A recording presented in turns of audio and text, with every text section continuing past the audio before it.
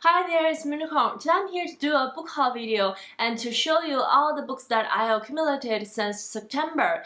And I have said multiple times on Twitter that I'm not going to buy any more books until I'm half done with the books on my TBR.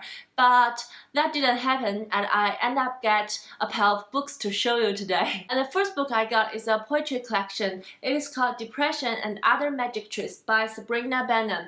And as the title suggests, I believe this poetry collection is about talking about her experience of depression, and some of the poetry are written in normal poetry format, and some of them are have a really weird format like this one. So I'm really curious about this book and I have heard people recommend it on BookTube, so that's why I got it. And the next book I got is also a poetry collection. It is called Something Crossed My Mind by Wang Xiaoni. It is a Chinese poetry translated into English, but the book has like Chinese poem on the left side and the English version on the right side. I got this book because I attended a book club called Tales & Co. hosted by Yamini from the Skeptical Reader, and the book club has a section called Women in Translation, and while I doing some recommendation for the books on that section, I found this book.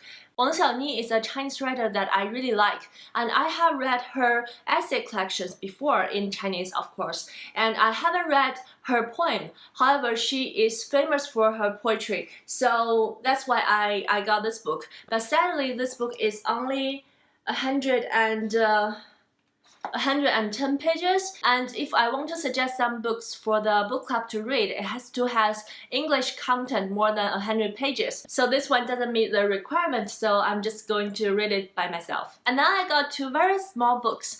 They are Art History and Art Theory. They are a part of the Oxford A Very Short Introduction series. And art is a topic that I want to know more about, but I don't know where to start. So I figure if I can read these two little books and maybe know more about the references, and I can just start from here. And the next two books, I got them because of Victober. The first one is Easterlin by Ellen Wood.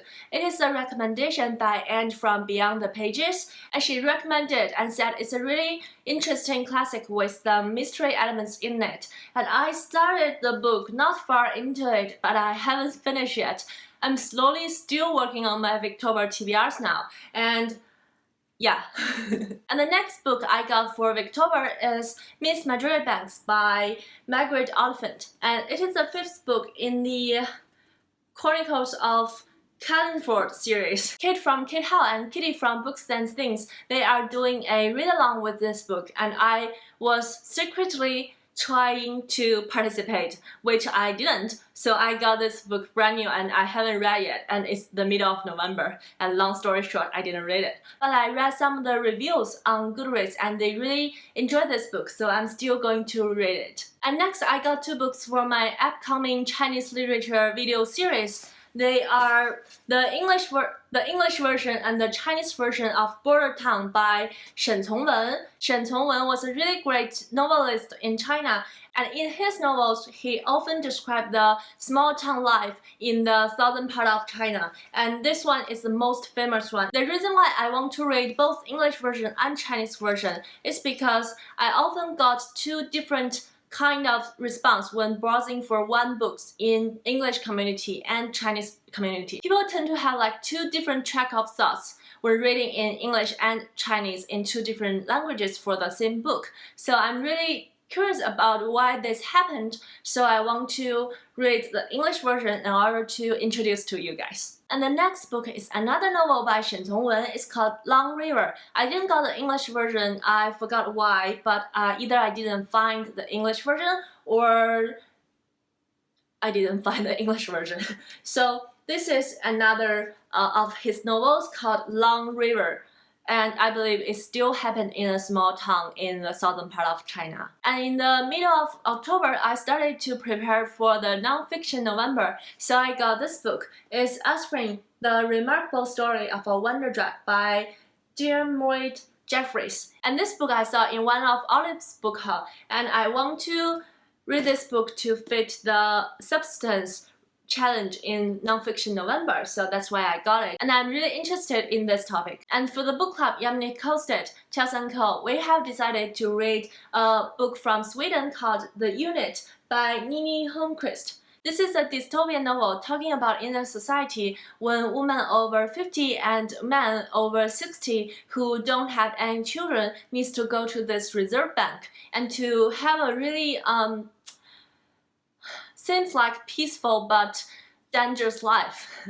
I really like the setting of this book, and however the writing is weak in this book. I have already finished it and I have some thoughts on it I'm going to talk about in the wrap-up. So that's the book I got. And then is another nonfiction book that I got is How to Read Literature Like a Professor, a lively and entertaining guide to reading between the lines by Thomas C. Forster. This is a book I want to read because I want myself to not only be entertained when reading, but also be more critical in reading, especially in my book reviews, either the video version or the written version. So I really want to see what I can get from this book, and I see this book like for many years all over the place, so maybe it's a good one for me. And the last book I got has a really weird title.